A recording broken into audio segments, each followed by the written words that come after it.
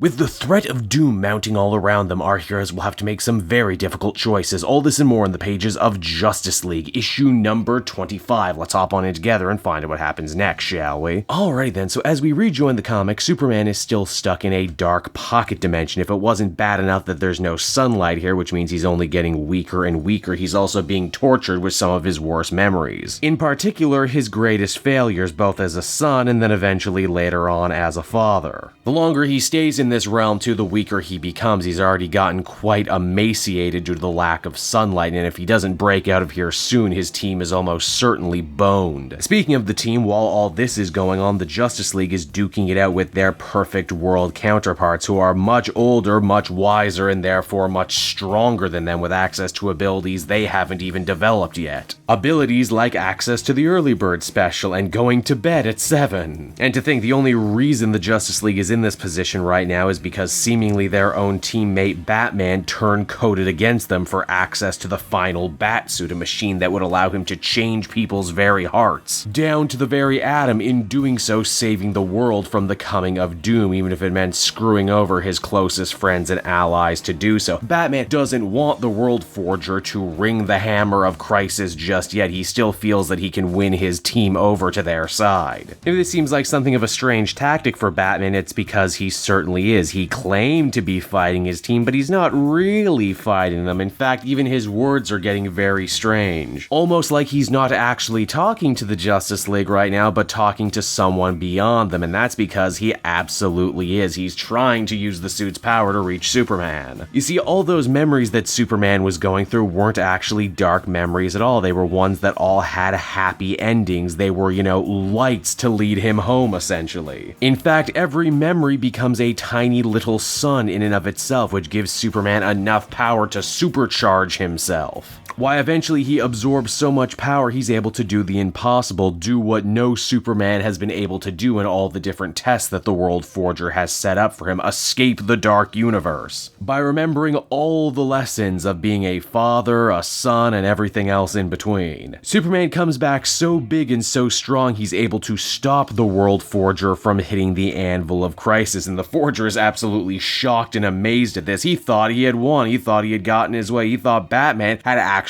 turned on his team. In fact, he had no reason to think Batman didn't turn on him. He searched his heart and knew that he believed in his plan. And as Batman explains, the World Forger is half right. Bruce did indeed believe the only way to save the world from doom was to change everyone, but he also believed in his friend Superman more, and he figured that if he could escape the dark universe by becoming more powerful than he's ever been, then maybe, just maybe, that would give the good guys a chance they never had before. What's even more amazing about this scene is that Superman actually harbors no ill will for the World Forger. He realizes that he was just trying to save the world in his own twisted way, and because of that, the Man of Steel offers him an option that never came up in any of his simulations, and that is, hey, instead of trying to direct others to save the world from doom, how about you join the Justice League and help us stop Perpetua? And indeed, the World Forger agrees to do just that. It would also be around here that this story would come to a close, but this is a special extra-length anniversary issue, so basically issue 26 starts now. You see, the heroes return from the 6th dimension all happy and full of life, knowing that they had won their battle there, only here's the problem. It only felt like a couple hours for them, but in reality they were gone a couple weeks. And as Mira tells them, in that small amount of time, everything has pretty much gone to hell on planet Earth. You'll recall that Mr. Mxyzptlk and Batmite had been tearing up the city and all of reality with it. Well, with no Justice League around to stop the chaos, it was actually Lex Luthor and the Legion of Doom that stepped on in and looked like big damn heroes for ending this threat. And with the whole world basically as his own captive audience, Lex Luthor chose that moment to proselytize about his new faith in Doom. And I gotta admit, it's a hell of a villain speech. He basically says, hey, the heroes weren't here to save you this time, and they won't be here to save you in the future. You should stop living by their unrealistic ideals. They want you to deny your humanity. The world is ending, you can feel it, and man, you should stop trying to help others. You should totally be self-serving and in it for yourself, man. That's doom for ya. Oh, but that's not all. Bridging the gap between this and the Free Comic Book Day issue, Lex Luthor also declares that this is now officially the year of the villain, and he's dissolving his entire fortune and LexCorp holdings to empower the biggest, baddest supervillains out there, including regular people should they choose to turn to villainy. This just means things got a hell of a lot more complicated for our heroes, as all their worst enemies are going to be coming at them more funded and more aggressive than ever before. But thankfully, for the first time in a while, they have options. Starman says he wants to better master the multiversal energy inside him, in doing so perhaps raising an army for the good guys. Then there's the newest member, World Forger, who says he wants to make up for all the wrong he's done by hopefully recruiting his two brothers, the Monitor and the Anti-Monitor, to help them in their cause. Whatever the good guys plan to do though, they better hurry, because Lex Luthor might be more dangerous than ever before too, as he has undergone a